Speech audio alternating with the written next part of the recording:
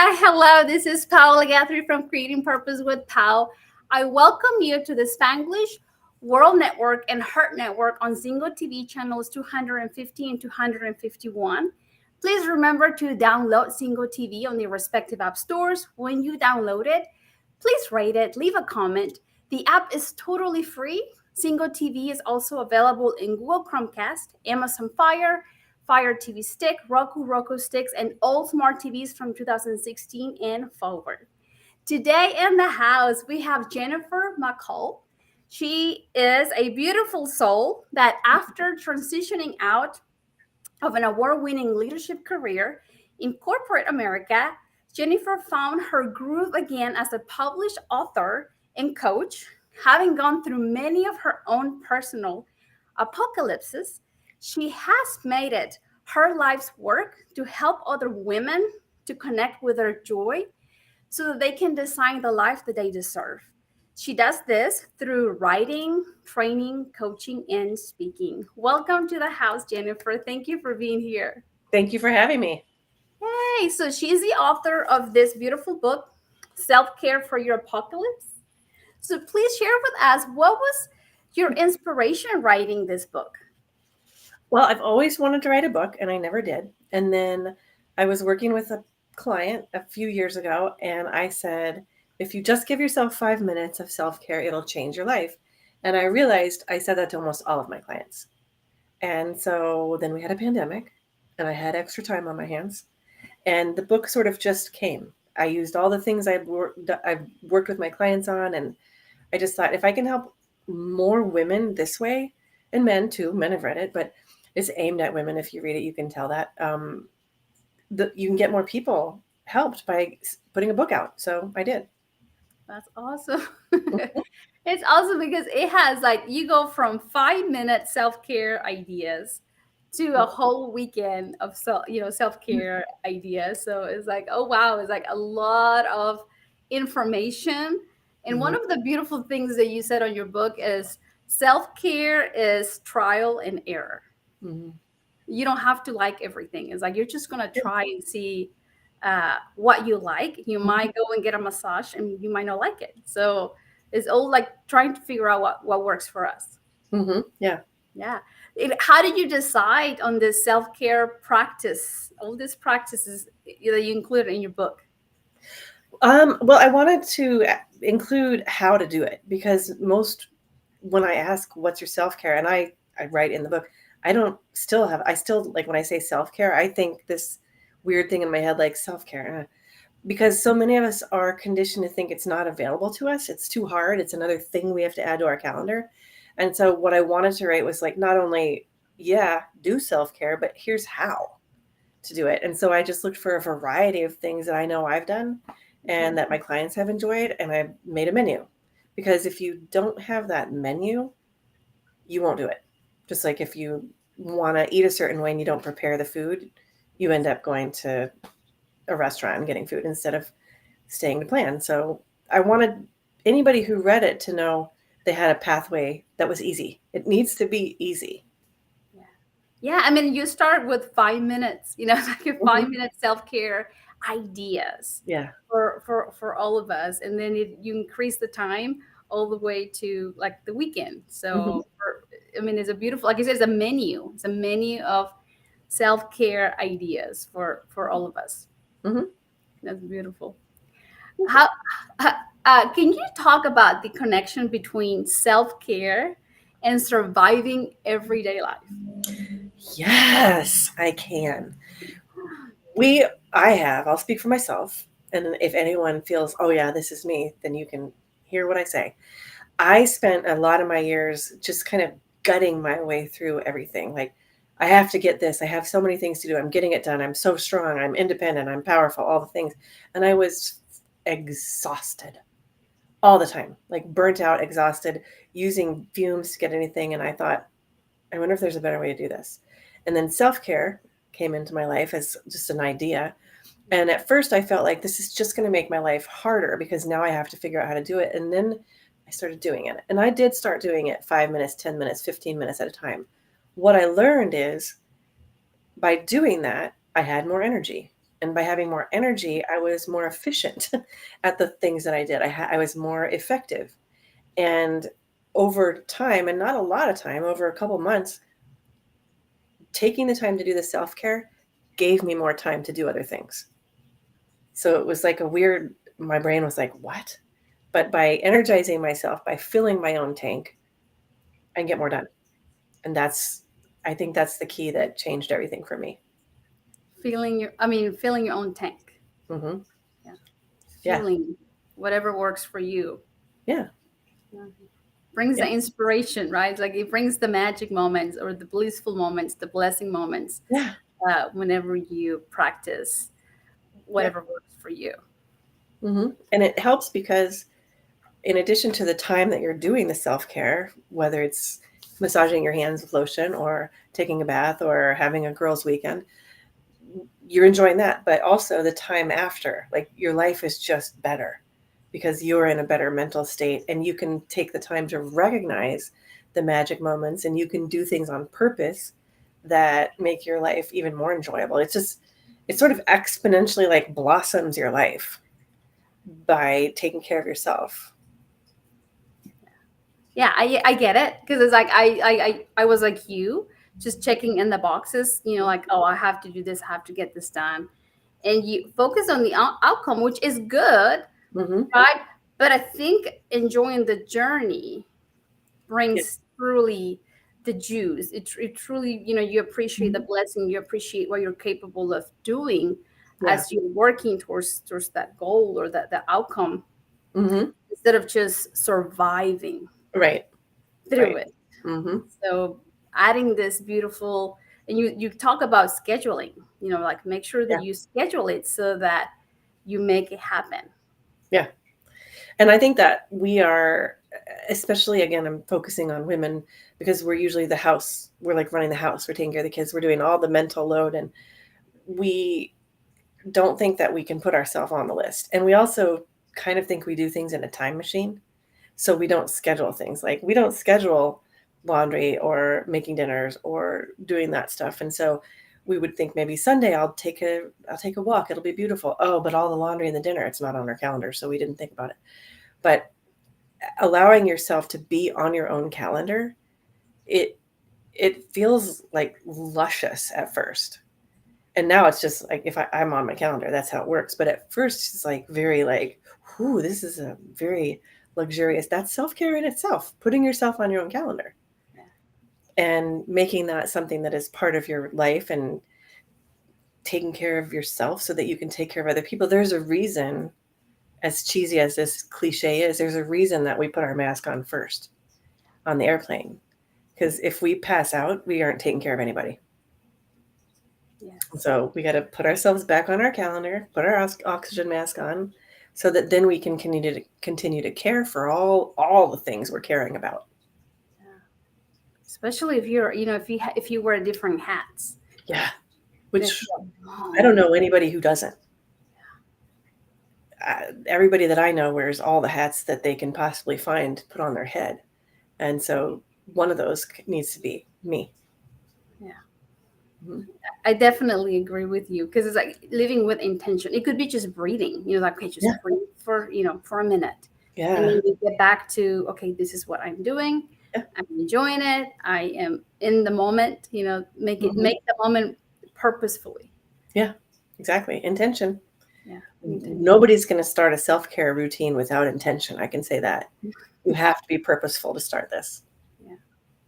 Yes. So for those of our beautiful audience right now that feel that they're in the mode of they're just surviving, especially new moms. I Mm-hmm. remember being a new mom, and for the first 2-3 years, Yeah. it's like I was on survival Yeah. mode. Mm-hmm. So anyone out there that is a new mom or you're struggling and don't know, breathe. Yeah. Just breathe. Try to find like a 5-minute self-care activity that will benefit you, that works for you, that's going to fuel you. There's many of ideas in this book uh, because it's needed. It is necessary. It could be a prayer, but make sure that it's with intention, that you know that that's what it means, that you Mm-hmm. are recharging with that prayer. not because you have to pray, but because you want to recharge, like Yeah. intentionally. So it could be like one of your ideas I do sometimes is put a music. I'm doing the dishes. It's like I'm gonna dance and I'm gonna do the dishes because I get to. Yeah.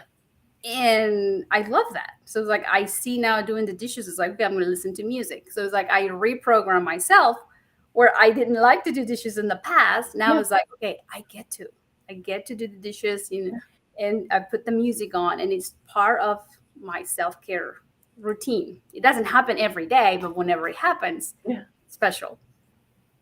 Yeah. And you said something really powerful there when you said you reframed it, reconditioned it.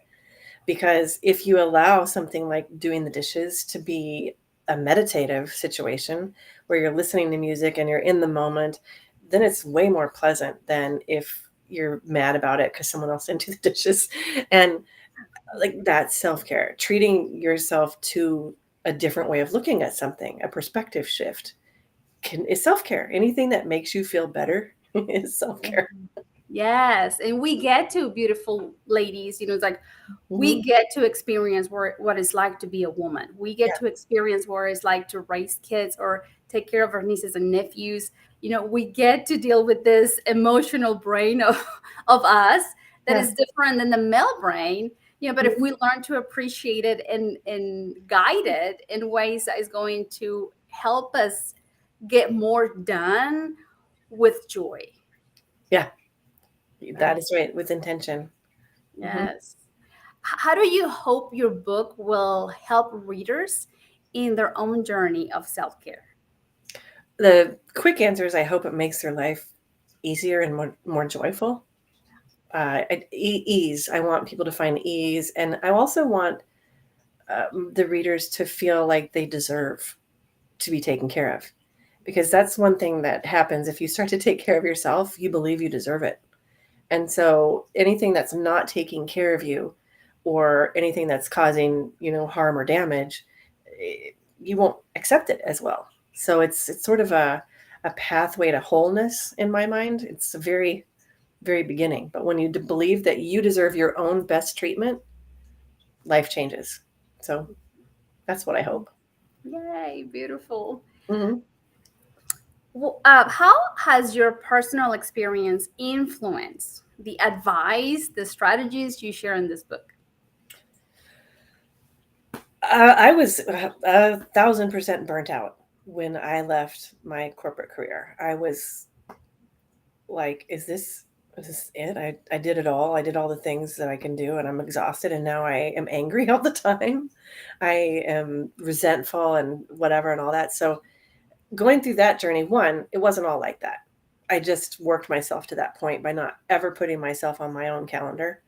And so learning again to take care of myself required that I learn how to set boundaries. Anybody heard of those boundaries? You have to do that with intention. And learning to set boundaries, like, freed up some time on my calendar, which then allowed me to take care of myself. And now, like, if it doesn't serve the greater good of me and my family, it's not part of my life. I have no time for nonsense.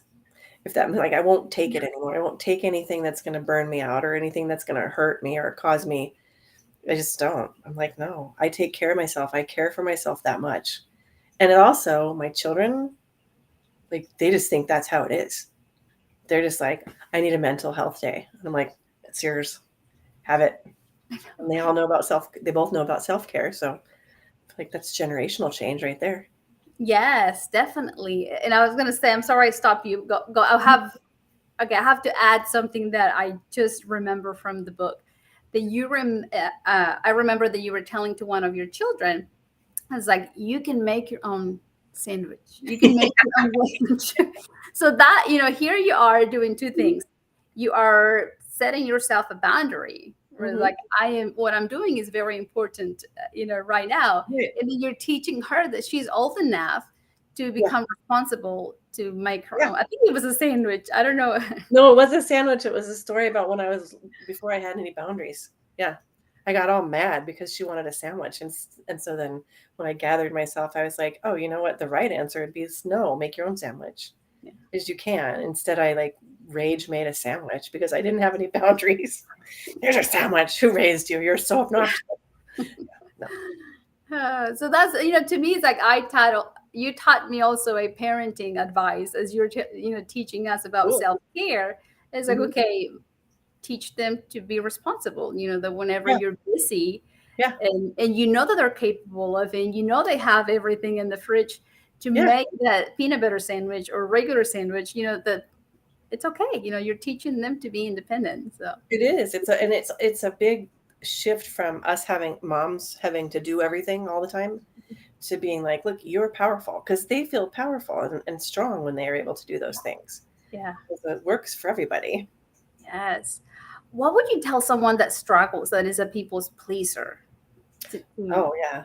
I To was I, they're like, I don't know what boundaries mean. That yeah. doesn't exist in my life. So what advice Yeah. would you give them? I in the book is, as you read, like step by step how to learn how to say no. That's the first thing you have to do when you want to have a boundary, is be able to say no to other people. And I am a recovering people pleaser, so I feel that pain. But learning to say no, the most magical part of it was that most people are okay with it. And when someone isn't okay with it, that's a good indicator that that person isn't probably a good match for your life. So, not that you have to eliminate them, but just know, like, most people are fine when you say no and set a boundary. Like 95% of people are like, cool, I understand. And that was the most powerful thing for me. And that's where I start with a lot of my clients, um, who need boundaries, is let's learn how to say no and just try it. Just play with it, practice it, say it out loud. Imagine you're saying it to a person, like get that feeling in your body, and then go out and notice how many people don't care when you say no. It's amazing. And when someone gets upset or angry, that's a good sign that you need a bigger boundary. And also to understand that boundaries are meant to keep a relationship healthy and happy. Boundaries aren't walls. They're like, hey, let's have these boundaries so that we can all feel safe and comfortable and thrive. We have a different opinion of boundaries when we're people pleasers. We're like, can't have them. I have no boundaries. Everyone has all access to me. It's the only Yeah. way it works. Yeah, one of my biggest learnings about boundaries is, I've heard this phrase, and I don't know who to give the credit to because I don't remember. That is the moment I'm not happy with myself and you is because I crossed the boundary. It could be that I'm mad at myself because I Mhm. didn't say no, Yeah. or things Yeah. didn't go as well. Okay, I'm blaming me. Yeah. And the moment I'm not happy with you or me is because we crossed the boundary. That's exactly right. And something else that was helpful for me to understand and I share is, when we have expectations of other people, that it has to do with boundaries. Like, I expect this person to honor my boundaries. We're going to be disappointed if they don't honor our boundaries. So if we switch the expectation to a standard, so I have a standard, this is my boundary. Now that is on me to honor. That is not on them to honor. So just understanding that also when you get upset, you expected a boundary to be honored. And so be like, my standard is that boundaries are honored. And if they're not honored, I need to reassess something. It's not quite as upsetting. It's interesting, the difference in the language. I love that. And you brought expectations. Expectations is a huge learning for a lot of us. Whenever we expect Mm-hmm. our husbands to behave one way and they don't, Yeah. then we're crushed because our Yeah. expectations were met, but maybe Mhm. they never knew that we expect, they never knew our Yeah. standards, our communicate. Sometimes we don't Right. communicate and say, this is what I would like from you. Or Yeah. this is what I would like for things to go. Could we try that? Yeah. It, yeah. Communication is important for all of it. And that you're right, though, the expectations we have in our head are usually not communicated, but they're like for someone else to magically honor those, like without telling them. A standard, that's mine. I can have a standard and say to, I don't have a husband right now, but I could say if I had one, hey, I'm not comfortable with that kind of like tone when you talk to me, so I'll go ahead and leave this conversation till we reassess, or we get our heads back on or whatever. I don't have to be like, you know better than to talk to me like that. can just say, hey, that's not something I want to do. So I'm going to go over here and you come over when you're ready. Another one that I see people suffering a lot is the expectations they have had for years from their mom or dad. It's like, oh, it's like they're carrying so much Yeah. suffering because dad was not the dad that they expected. Mom was not the mom that they expected. It's like it's beautiful see, help them see that they were their great teachers. Yeah. Yeah. And also to your point of that kind of like a self-care around that I would recommend is like when you feel the whatever it is, the bad feeling, the out of alignment, like who's talking to you? What version of yourself is speaking up right now? Is it a younger version that was not able to express themselves to parents, or was it some, go ahead and take a little minute and love on that younger person and just be like, hey, I hear you. It's not like that anymore. I'm a grown up. And acknowledging that inner voice that's a younger version of yourself allows that younger version of yourself to just zip back in and be quiet. They don't have to talk to you anymore about it because you heard them. Yes. Self-care is all over the place. Yes. So for anybody in our beautiful audience, if you still struggling with forgiving your parents because you expected that to be a certain way, because that didn't do what you expected that to do or mom to do. It's like it's time to let go. Try to find some strategies, some techniques. There are strategies, there are techniques that we have used, that we use to learn to grow from those. I can call them traumatic experience, from those resentments, from those expectations, because it's holding you back. It's really holding you back, and you're here to flourish. You're here to forgive. To be truly joyful is like part of self-care. You have to learn to let go. You do. Yeah. I think there's something a little bit in the book about that. It's about maybe for some self-care, you could forgive someone or, because it does hold us down, and connecting to which version of you is being held down it simplifies it. Because like, if I get upset right now, if I'm feeling some upsetness about something in my past it's not me, this woman who has grown up and raised her own children and has her own home and, this is not the person that's upset. The person that's upset is my 17-year-old self. And so just being like, she didn't know any better. So let me bring her forward and let her know that it's okay. It's all good. And you can let go of that now because we took care of it. Now I'm the one that takes care of things, including myself. Yeah, I'm the oldest, wisest version of myself, right? Right. Let me be in control. Yeah. Yeah.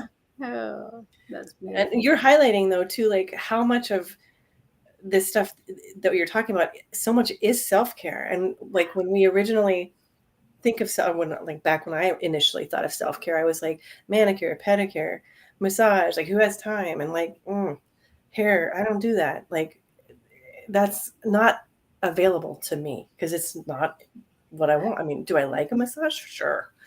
But at the time it wasn't. So learning to like take care of yourself, love yourself, heal yourself, tend to the parts of you that hurt sometimes. Self-care, like in the forward of my book, the woman wrote, when we bump our elbow, we automatically like, oh, we do this because it's automatic. So when there's something like mentally or emotionally that is like a bumped elbow, take a minute and just be like, I love you. And I'm sorry that hurt. Self-care. That's self-care. We can all do that. It takes a minute and it makes a difference in your life. Definitely. Yes, it's like self-care is not superficial. It could be superficial, for some people, but in reality, if you begin to learn about self-care, being more mindful of what you're doing, then it's going to lead into healing, and that's it. You just said beautiful. Leading into healing, because that's what we need. We need that wholeness that we've like left little chunks of ourselves everywhere through the care that we've given other people. We need to sort of put it back together. Yes. I mean, it's like I'm in the classroom, with teenagers. Yeah. So every day I mess up. The lesson doesn't go as I plan. the connection didn't go as I planned. So I Mhm. have to learn to forgive myself and be like, okay, how can you do it better tomorrow? And it's Yeah. part of, it's part of self-care where I'm not beating Yes. myself down because the lesson Yes. didn't go as Yeah. planned. I didn't connect. I reacted instead of like connecting. And I'm Yeah. like, I should have known better. Why did I react to that comment? Yeah. And it's like, okay, how can I do it better? How can I learn from this? I fail. How can I Mhm. learn and make sure that if it happens again, it's I don't overreact, but I take control with love Yeah. and with grace. And that will get easier. It's getting easier, right? Through the repetition of doing that, it gets easier.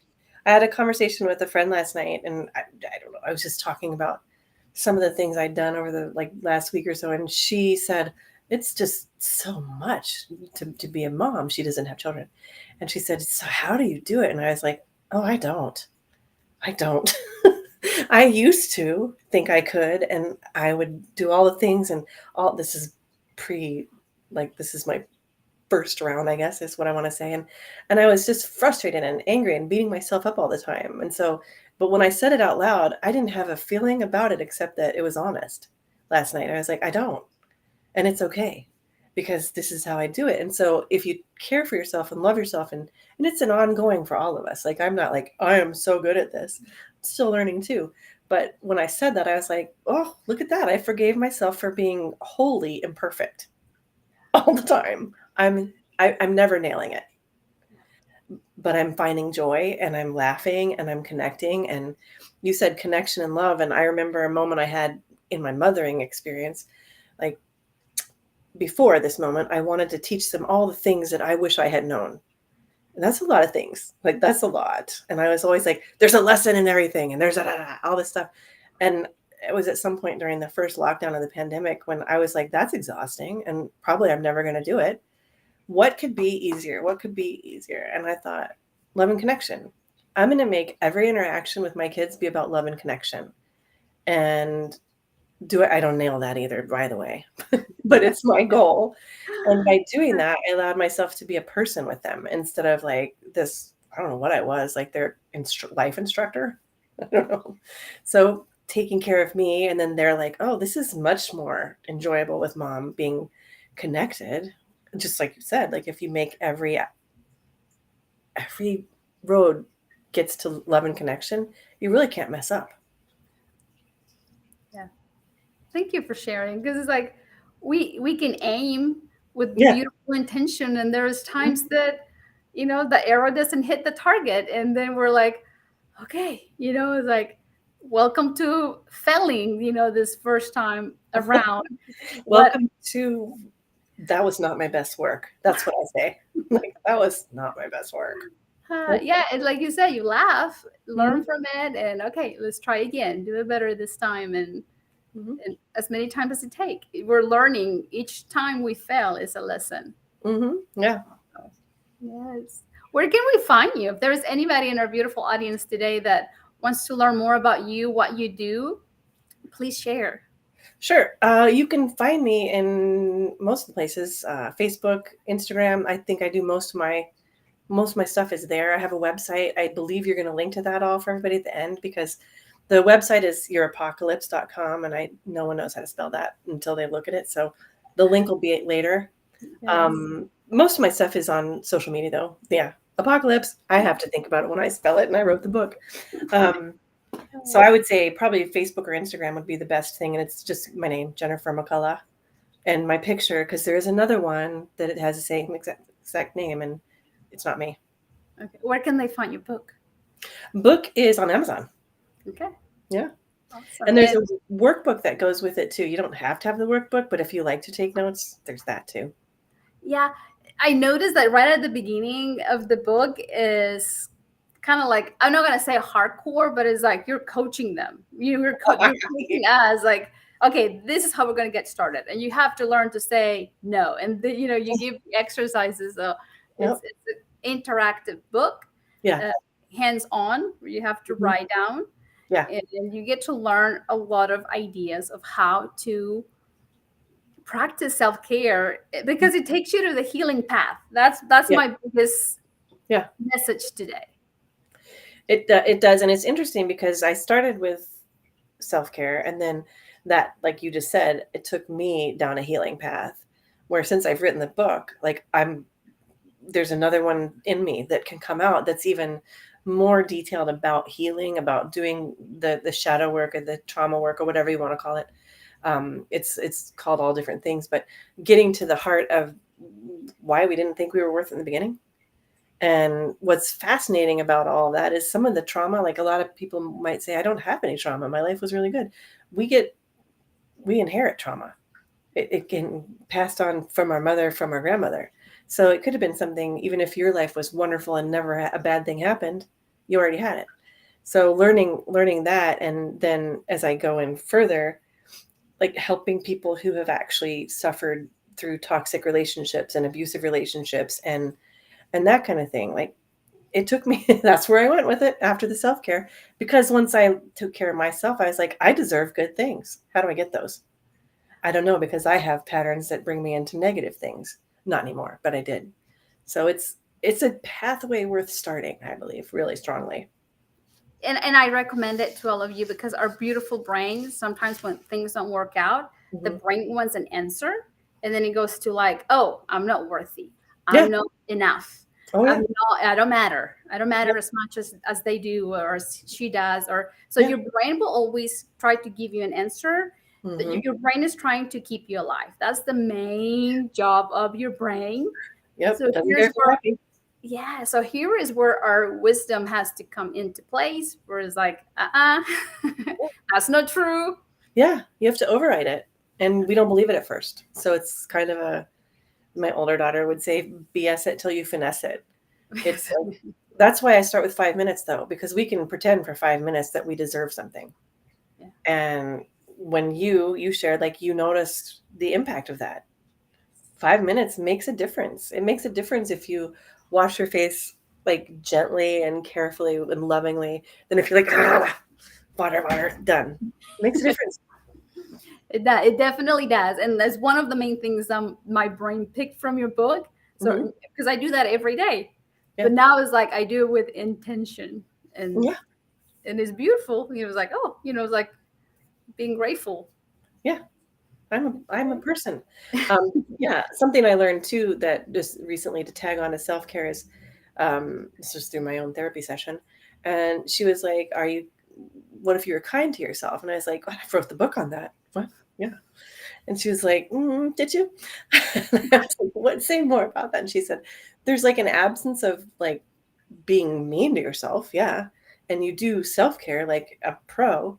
But what if you said kind things to yourself? And this will be part of the next book that I write. Is I realize I don't. I do now because I'm a quick study. Like, and I always want to try new things just so that I can share them with other people. But saying kind things to yourself, speak loving words to yourself, I challenge you all to do that for the next week, or just say nice things to yourself. It's weird at first, but the absence of not saying nice things isn't saying nice. Like, you got to say nice things, kind things to yourself. Yeah, I mean, on your book, you kind of touch a little bit on like expanding our emotional vocabulary. So now that Yeah. we're talking about this, please Yeah. educate us because on your book you talk about expanding our emotional Mhm. vocabulary. First, please talk more about it. Talk more about it. All right. I learned this through some training I had, and there are like hundreds of words, more than that, but I'll go with hundreds for now, that describe emotions. And we typically use about 10 to 12 of them. And here's the thing, we can't feel it if we can't use the word. We don't, because our brains, that's how language creates our life. So um, before expanding my vocabulary, my emotional vocabulary, like I would be mad, I'd be sad, I'd be happy, I'd be glad, I'd be tired. That was the extent of it. And one of the exercises that I went through in this training that I went through was we had to use, look at my face. I'm remembering how I felt. I was like, oh, we had to use like really, to me, they seemed dramatic emotional words like joy or ecstasy. And I remember being like embarrassed to say those words because I was like, that's awfully bold of me to think that I can have joy or ecstasy in my life. But I realized through the exercise, I didn't even know what it really felt like. Happy. That's what I knew. Happy. Now there's joy, there's ecstasy, there's I'm tickled, there's I'm like I feel giggly, I feel like there's all a whole range of happy feelings. I feel silly. And because I have a broader emotional vocabulary, I feel way more feelings. Like there's also a difference on the other side of the spectrum. I'm mad. And I'll check in with myself when I'm like, I feel mad. What do I really feel? Okay. I feel some disappointment. All right. Checking in. I feel unsettled. I feel unsure. I feel like I don't have control of the situation. Okay. Now there's something to work with.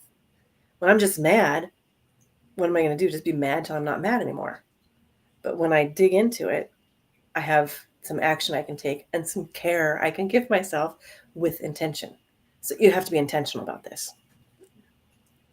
Does that help? Does that make sense? Yes, yes, definitely. And I've loved this because it has helped me in my life and my healing path. Mm-hmm. So we adopted here, I'm going to say we because I use it as I am peeved. Mm-hmm. Instead of like something is upsetting, I don't longer use I am upset, I Mm-hmm. am super mad, because the moment we use those words, Yeah. then our brain is going to try to fulfill the feeling. Yes. So it's like peeved, I think, is the one that has worked for me. And for my 17-year-old, sometimes he's like, Mm-hmm. Mom, I'm peeved. And that makes me tickle. Like I laugh whenever he says I am peeved, Yeah. because I was like, oh wow, he's using this vocabulary to come, like whenever you say I'm peeved, it's kind of funny versus saying I am so upset. Yeah. And it's like, no, it's like learn to use like to expand your emotional vocabulary in a way that's going to help you Mm-hmm. serve at a higher scale, Yeah. help you get out of that mode. Mm-hmm. If something unexpected happened, Yeah. it's like, okay, how can I get out of it? Because being in an unexpected situation, sometimes you feel like you're in the storm, and Mm-hmm. if you Yeah. have not done healing process yet about your emotions, from the past, from your Yeah. childhood, from your early Mm-hmm. adulthood, then most likely you're going to relive some Yeah. of those emotions. That's totally true. And another thing about naming the emotion and having the broader vocabulary is you can know, like, it's a spectrum, or like I think like a coil, like a spectrum, a slinky, if you can imagine a slinky. And at the top is like joy and love, and at the bottom is like apathy and the low vibrational emotions, and everywhere in between you have your spectrum. And so if you know the words on the spectrum, I can be like, I feel unsettled. Okay, what's one step above that for me? It's different for everybody. um Steady. That's a feeling. So what do I need to do to get to steady? Because I want to be happy or joyful or whatever, but going from unsettled to that is not very easy. It's easier for me now since I practice it, but it's not easy normally. And so I can say like, okay, I want to feel steady. I want to feel like my feet are on solid ground. What is one thing I can do to feel that way? And it gives you a ladder or a slinky, a step. It gives you a pathway to get back to how you want to feel, instead of being like, I'm so angry and I want to feel better. Where do you go with that? Yeah. There's not a pathway. I And this mean, is a that's beautiful strategy that like, it works. it does work. It does work. And also on language, you mentioned something. If we think about something from the past that hurts us, a lot of people would say they get triggered, right? Yes. I got triggered and I felt this way. So Yes. another way to take power over that and take control of your own emotions is to change the word trigger to the word cue. And the reason for that, it's similar to expectation and standard. A cue gives you an option.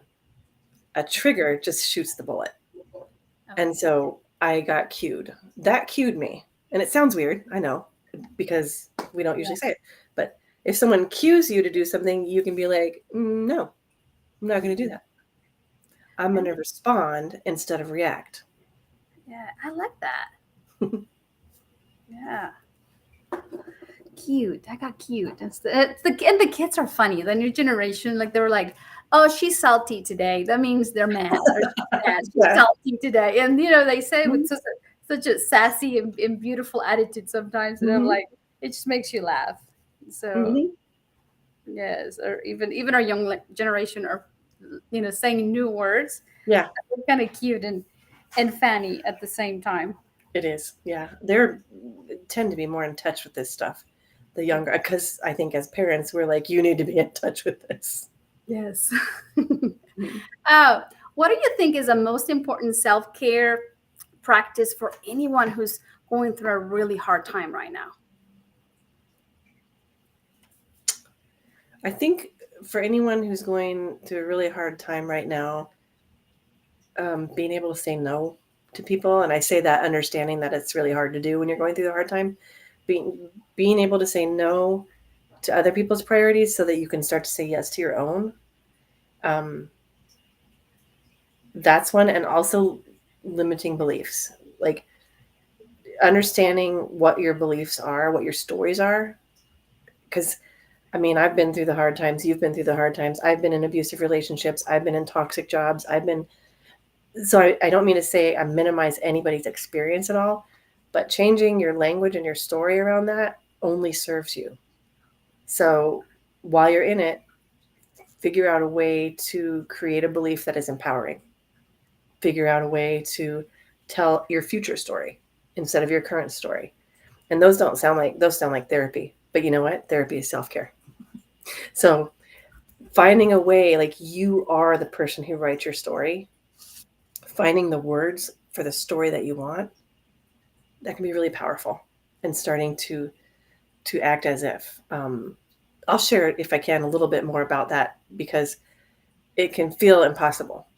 And so I'll give an example that most of us can understand to connect to. The idea of what I just said is so that you start having those feelings before you get to that. You start feeling the good things, the powerful things that are good for you. We've all gotten a check before in the mail or handed to us. I know we don't do a lot of checks now, but um, someone gives you a check. Let's say it's for exactly that amount of money that you need to feel safe and secure. And you take it to the bank and you deposit it. And they say, thank you, here's your receipt. You can have access to those funds in 10 days. Now, you don't leave the bank feeling defeated. You leave the bank feeling positive and excited because you know that that money is there for you, even though you're not spending a penny of it. So it hasn't been realized yet. It's still to come in the future. You still feel the goodness of it. That was something I hope everybody can understand. If you're in a really difficult space, start to imagine you've made the deposit, whatever that is. You've left the relationship. You've got a new job. You've imagined that has already happened, and start to enjoy the feelings of it before it happens. Because we have a tendency to pre-feel all the negative feelings ever available to us. Makes your life harder. And we do it because our brain, like Paul said, she wants to keep you alive. Like we do it kind of thinking like if I worry enough and if I have these bad feelings enough, it's not going to be so bad when it comes to be, or start feeling the good feelings. So imagine you already made the deposit. Imagine you already left the relationship. Imagine you already, like, it's already done. That's my advice. Try to feel the feelings of where you want to be. That's beautiful. Yeah, because here we go back to our beautiful brain. Our brain is looking for that drama, Mm-hmm. that drama. Mm-hmm. And whenever you're having a hard time, it's like, do not feed the drama. It's like, try to see the victory. How are you going to get out of this victorious? Yeah. How are you going to grow? It's happening for me. How can I grow from this? How Yeah. can I grow? Yeah. Yeah. I will grow. I will survive this. There's a version of me that got past this. These are all words that I use in my own life and with my clients. This is not the end of your story. This is not the last chapter in my book of my life. Like starting to say those things to yourself and understanding that, speaking of the brain, it's like your neural pathways, your patterns, they're there. They're like a water slide. And so it's difficult to step out of a water slide. It's just as difficult to step out of your neural pathways, but it's totally possible. And so recognizing when you're on the water slide of your pattern is the first step, recognizing it. Yeah. And then doing, this is in the book too, I think, doing anything differently. Whether you take a breath, whether you do 5 jumping jacks, whether you just notice it where you didn't notice it before, that's powerful. And so you can start to notice it And then you can start to create the tiniest little exit by doing something different. Thank you. We're Mm-hmm. almost out of time, but this is one of the questions that I ask all of my guests, because I picture the beautiful woman that is trying to be a better wife, Mm-hmm. a better girlfriend, or wants to be a better mom, trying to be a better professionist, trying to do better in life, Mm-hmm. and might feel like she's stressed out. Yeah. What would you tell her? 5 minutes a day, it'll change your life. This is what I tell her every time. I would tell her too, though, just to understand that she deserves to be cared for, even if she's the one doing it. Um, she's not really the only one that can handle everything. That's the story that we all believe, because people will let us do everything we can do, right? So you deserve to be on your own calendar, and you're also not the only one that has to do everything. Yes, learn to delegate, right? Mm-hmm. And at the same time, as we're learning, we learn to delegate. And if you're a mom, I say it from personal experience, you're Mm-hmm. teaching your beautiful kids to be independent, to be responsible, Yeah. that they are, to learn a new skills, Mm-hmm. to learn that they belong to the family, and we all work as a team, as a Yeah. teamwork. Yeah. Yeah. And you're also teaching them to take care of themselves. You're teaching Yes, them, like, when you say no, I'm taking me time, or I'm taking a time. When my kids are little, I would take a time out, or like, when you say that, they know, they go, okay, so it's my job also to take care of me. And yes, that's a because whole different thing, right? yeah, because they learn by watching. Watching. Yeah. We So can many teach things you want them, to tell them. They want to watch and see. yeah, Mhm. to see. What would you tell someone like right now from our beautiful audience that is trying to prioritize self care, but they're not sure where to start? And that's why it starts. Get the book. That's what I tell them. And the only reason I say that is because it tells you how. It tells you how to do it. But there's, if you start with 5 minutes and you put it on your calendar and put everything on your calendar, I think that's the first thing besides self care. Just for fun, put everything on your calendar that you do, because like I think I said earlier, we act like we do things in a time machine. Like, if it takes me 20 minutes to go and pick up my daughter at school, I need to include that on my calendar, because you know what happens if I don't? Someone books that time. And then I'm like, great, now I have to do a call in the car or reschedule them. Um, so it's putting it on your calendar and then finding 5 minutes for yourself. Just start with 5 minutes. Seriously, 5 minutes in the morning. Like, this is when I do before my eyes open. I'm laying in bed. I'm awake. I am taking 5 minutes, about, maybe it's 3, maybe it's 8, I don't know. And I'm just imagining my future self. And I'm being grateful for things. And that, I tell you what, changes the way my day goes. And I don't want anyone to sit here and think, well, she's got it all figured. I don't have anything figured out. But that is self care. Do it. 5 minutes. I haven't opened my eyes. Nobody knows I'm up. It's fine. Or do it before bed. But really start with 5 minutes. And then after a week or so, add another 5. And then add another 5. You can, by 3 weeks from now, you could be having 15 minutes of self care in your life. And that's a whole lot of self care if you've got none. That's That's what I would true. say. Yeah, thank you. Hmm. What have been some of the feedback that you got from your readers after they read the book? A lot of them really just are like, it sounds like you're talking to me. It sounds like we're just having a conversation. So, but mostly it's just how simple it is and how much it changes their life for the little effort that you have to put in. We don't have to put much effort in, and it makes a huge impact. Is mainly what I hear from people is, I forgot how good it feels to do this. When I was a kid, I did this. Now I'm doing it again, and it feels good. I like it. My life is better. Awesome. Thank you so much for being here today. Thank you for saying yes to this interview and spending time with me today and our beautiful audience. Thank you. It was a pleasure. I enjoyed it. Uh, yeah, I'm grateful, joyful to have you here. Anytime you want to come back, you're Cool. so welcome. Uh, but I honor your time, and it's time to go. I hope our beautiful audience got to pick a few ideas of how to find, small purpose in their life and begin to practice self-care.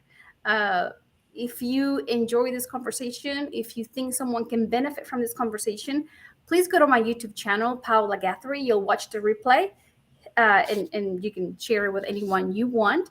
This show can also be heard on the Spanglish Radio Network.